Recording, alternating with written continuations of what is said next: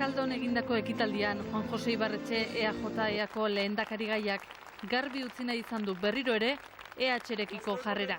Ez naizela baliatuko ez zuzenean eta ez da zeharka ere EH-ko botu ez lehendakari izateko eta gobernatzeko.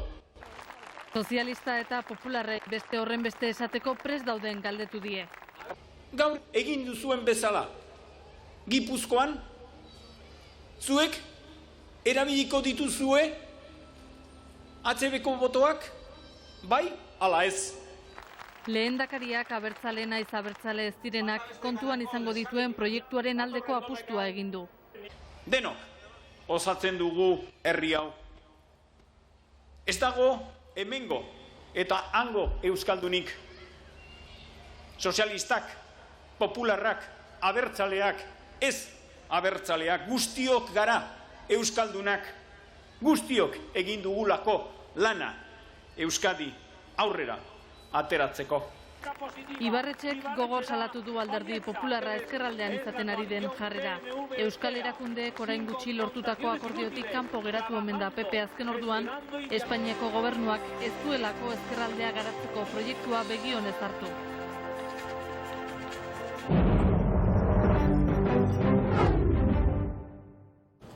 Manuel Jiménez Abad Aragoiko alderdi popularreko presidentaren omenez minutu bateko isilunea eginda hasi zen atzo Barakaldon PPren mitina. Ekitaldi horretan Arzaiuzi erantzun zioten popularrek. Ibarretxek EH-ren botoak onartzea beste erremidiorik ez duela izango adierazi zuen EAJ-ren buruzagiak boto horiek ez onartzeko formularik ez baitago. Popularren ustez hitz horiek baliorik gabe uzten dituzte Ibarretxerenak eta arrazoia ematen diote PPri esaten duenean EAJak EH-rekin hitzartuko duela berriro. Nik uste dut oso argi eta garbi geratu dela zein izango den Arzaiuzen eta EAJaren bere iritzia eta bere proiektua datorren maiatzak 14. EAJak irabazten badu, beste paktu bat egingo du herri batasunarekin eta erakunde terroristarekin. Iturgaitzen berbetan EH-ren botoak hiltzaileen botoak dira eta horiek ezin dituela onartu esan zuen Arzaiuzi. Buruzagi popularra gaineratu zuen EH-ri botoa ematea etari bala bat ematea dela. Hauteslek azkenean baldin badoaz botatzera, bozkatzera herri batasuna horrek esan nahi du ematen diola bala bat eta erakunde terroristarentzat. Bastagia taldeko ekitaldiaren ondoren jasotako kritikak direla eta Maior Orejak adierazi zuen EAJ-ari min ematen diola Sabater, Redondo eta Bera elkarri bosteko ematen ikustea. Eskua emate hori ez zela kausalen amaitu esan zuen hautagai popularrak eta Euskal Herritarren askatasunaren aldeko besarkada bihurtuko dela maiatzaren 13an gehitu zuen.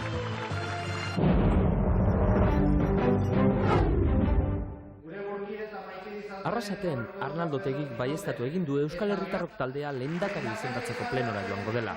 Euskal nazioari buruzko eztabaida egitera esan du Otegik, eta Maior Oreja aurrez aurre ikustera. Eta zuek egin zenuten bakarra, prozesu demokratiko hasi zenean, hau izan du zen. Provokazio estrategi bat mantendu, bi estaduen artean, ez hori bakarrik. Joselu Gerestaren Euskal Gudari horren gorputza utzi, horeretan, hilda, hori izan duzen zure arpegia zuetenaren garaian. Horregatik gogoa daukagu. Benetan, egunen batean, Euskal Herria eta Espainiaren arteko eztabaida hori egiteko. Horregatik egonen gera investiduran. Eta Ibarretxe lehendakaria ere kritikatu du EH-ko Gipuzkoako zerrendaburuak. Gal sortu zutenekin bilatu nahi duelako esan du Otegik. Anai artean nahi ez duen akordioa.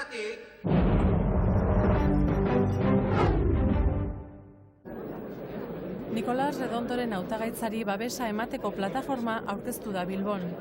Artistak, intelektualak, irakasleak, sindikatuetako ordezkariak eta herritarrak daude plataforma horretan. Ekitaldian Redondok esan du, maiatzaren 13ko hauteskundeetan alderdi popularrak eta alderdi sozialistak gehiengo nagusia lortzen ez badute, Eusko Alderdi Jeltzaleak, etorkizunaren giltzak, Arnaldo Otegiren esku utziko dituela berriz ere.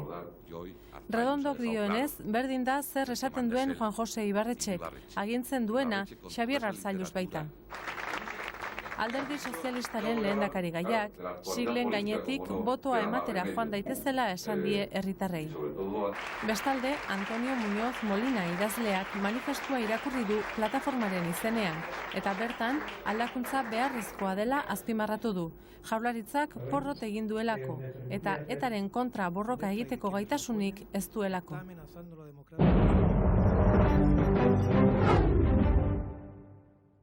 Ezker Batuaren Gipuzkoako zerrendaburuak adierazi duenez eta soberan dago, eta bakerako irtenbideak bilatzeko elkarrizketa nahita nahiezkoa da. Irunen egindako mitinean, Antxon Karrerak sozialisten buruzagiei dei egin die.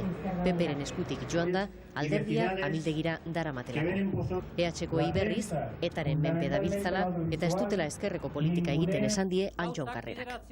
Gipuzkoako zerrendaburuaren hitzetan, hauteskundetako botorik baliagarriena iurentzako botoa da. Lortzen ditugun eserlekuak ez dira izango eserlekuak berotzeko eta han hoiek ematen dituzten dirua jaso eta isilik egoteko. Izango dira bakea lortzeko eta ezkerreko politika egiteko. Horretarako izango dira guk lortzen ditugun eserlekuak. Eta baita ere Eusko Jaurlaritzari eskatzeko eta lortzeko orain egin duen politika ez, askoz politika ezkerragokoa eta solidarioagokoa egin beharko duela.